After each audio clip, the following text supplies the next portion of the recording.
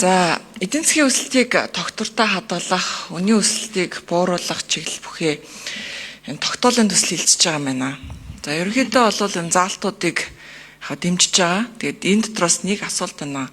Хүнсний гол нэрийн бүтээгдэхүүний үнийн өсөлтийг бууруулах энэ зорилтын хүрээнд энэ жил нөөцийн мах бэлтгэх юм уу гэж ингэж асуух гэдэг.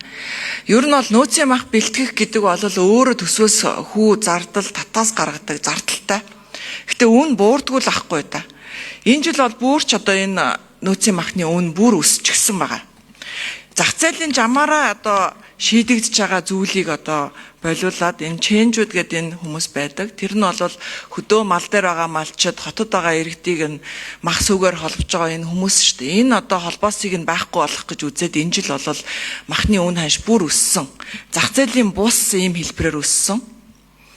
Тэгээ энэ өсөлт бол ерөөсөө юм бодит үнийн өсөлт биш байхгүй. Энэ буруу бодлогын хямралын үнийн өсөлт болсон шүү. Хэрвээ үнэхээр бодитоор ийм өсөлт махны үн өсдөг юм бол одоо хотын иргэд хөдөөрөө маш олноороо нүүжчихэд одоо мах бэлтгээд ингээд ажилланаа. Ингээд эргээд махны үн буuna.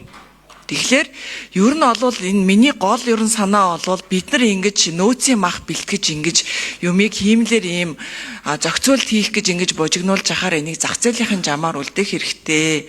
Малчин Монгол ард түмэн бол мал махаа бэлтгээд хүргээд ингээд аваад өгөө сурчсан ард түмэн. Тэгэхээр энийг бид нар заавал ингээд божигнуулах юм шаардлагагүй. Хэрвээ ингэж одоо үнийг зохицуулаагүй байсан бол үн өслөө гэхэд энэ төвшөнд өсөхгүй. Энийг зах зээлийн жамаар нь орхиход бол махны үн хизээч энэ төвшөнд хүрэхгүй юм шүү. Тэгэхээр энэ жил бол энэ махны одоо ийм дахиад нөөц бэлтгэдэг ийм бодлогыг дэмжихгүй байгаа.